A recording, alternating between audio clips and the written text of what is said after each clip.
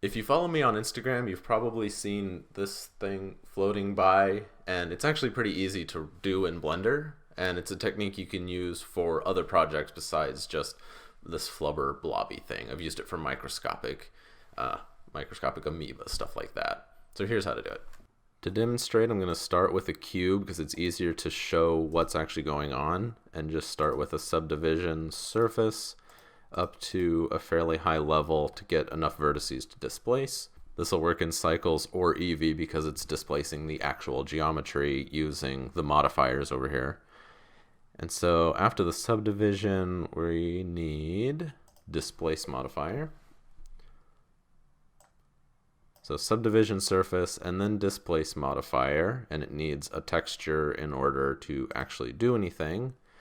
So clicking that makes a new texture, and then this button switches over to the texture tab where we can change it from image or movie to clouds, which by default is very spiky, so we can change the size up to about 2 to get more of a blobby look.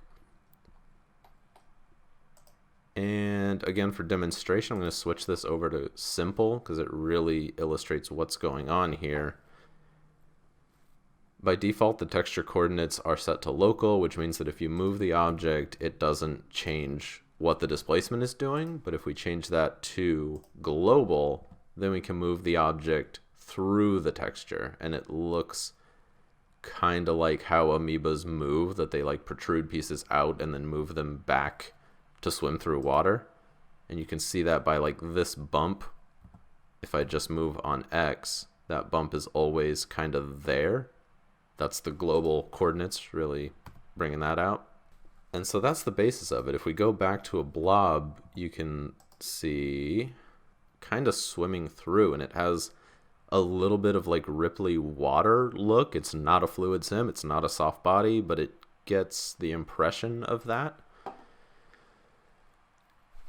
And to get more detail, we can go back to the texture and change this depth. We can get much less detail or a little bit more, and then we'll need more subdivision surface detail to accommodate for that. And it's starting to look a little too crinkly for my taste, but maybe that's what you want to do.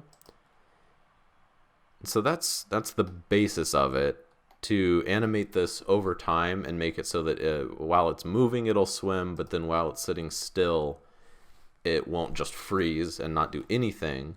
I'm going to set up, you might have seen this before, but we're going to set up a empty and then a curve that is the shape of a circle, and then select the empty, go to the constraints tab and add follow path and choose that path.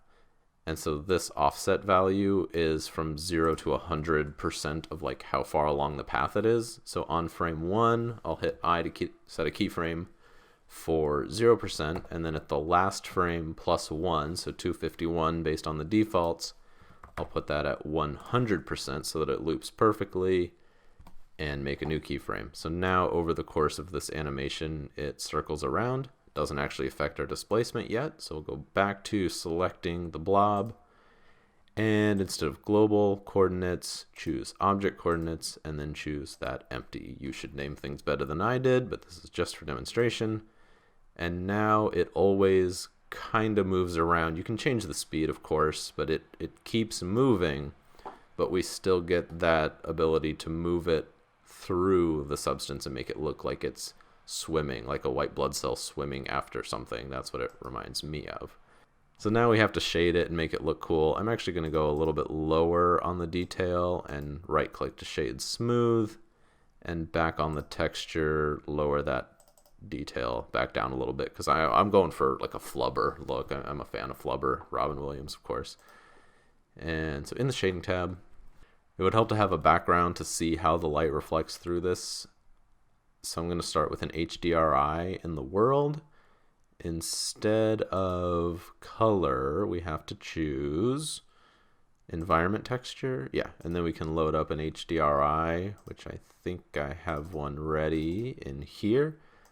I believe this is from HDRI Haven. That's pretty much where I get them all. It's not actually my house. Sorry to lie about that. And I don't think I need to change anything more about that. If I go to rendered view up here, it should start to show up. Yeah, and this is the angle I used before, so I'll just set it up roughly the same. And then the material itself, I'll choose a base color that I like. Bright green is a great choice for me. And then the transmission is really the key one. If you turn that transmission all the way up, you start to see the dark of that door going through, the light of the window. And the roughness will control how wet or dry it looks. Basically, roughness of 0, it's kind of not realistic really. And roughness closer to 1, it looks more wet, shiny, however you want to view that. So with the transmission set to 1 and the roughness fairly low, that's looking how I want it to look. You can change the index of refraction to make it just look a little different. Oh, that's weird that the green disappears. Just make it look like it's kind of made of a different material, more or less refractive. And then you can move it, you can hit play, and it just kind of blobs through.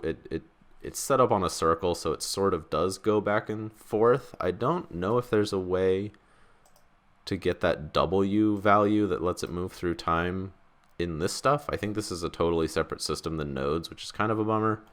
But this works well enough for me.